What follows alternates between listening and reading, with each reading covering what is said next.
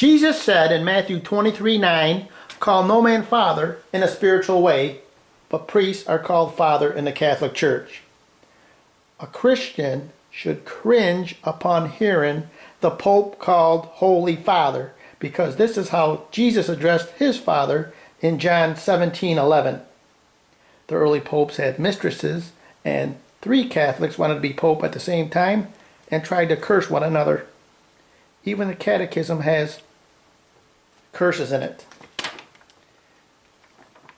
Pope John Paul said he believes in evolution. He promoted cardinal law after he shuffled around 80 pedophile priests in the Boston area.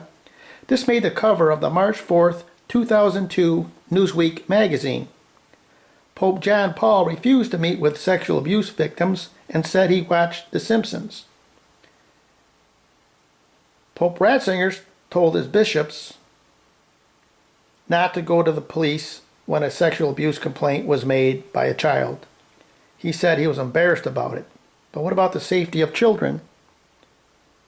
Pope Francis said that Jesus' life ended in failure, but the resurrection of Christ has to be the greatest event ever.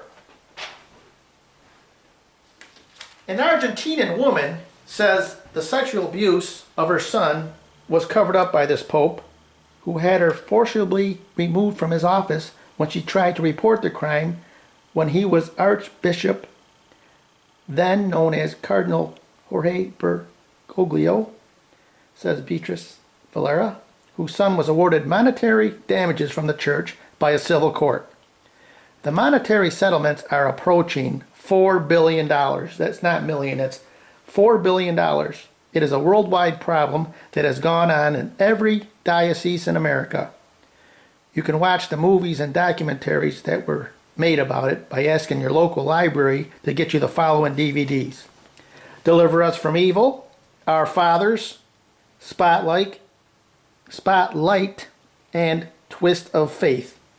Other must-sees for Catholics are Secret Files of the Inquisition and Dark Secrets of the Vatican, which can be seen on YouTube.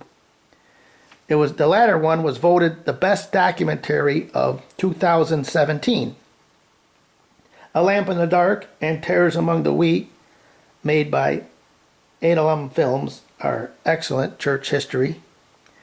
Proverbs 8:13 and Romans 12:9 says to hate evil. The Vatican and our Catholic Church is the most evil thing there is for torturing and murdering anyone who didn't want to be Catholic. The Church of Rome has shed more innocent blood than any other institution that has ever existed. Ferdinand started a 30-year war while trying to get everyone to be Catholic instead of a Christian. God hates the shedding of innocent blood. That's Proverbs 6:17.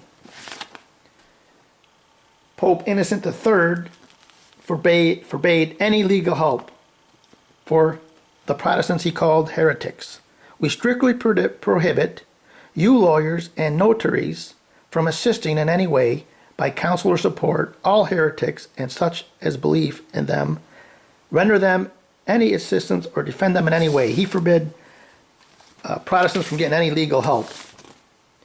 Pope Martin V issued a bull authorizing the killing of all supporters of reformers like John Huss and Wycliffe, who were burned to death for promoting the Bible. Nothing is more evil than the sexual abuse of a child, and the Catholic Church has covered this up for decades. Cardinal Wuerl, W-U-E-R-L, said that the sex abuse of a child is not a crisis. It certainly is to the children and their families.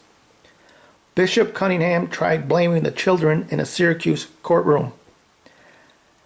A lady went on 60 Minutes to tell how Bishop Malone of Buffalo was covering up for his pedophiles.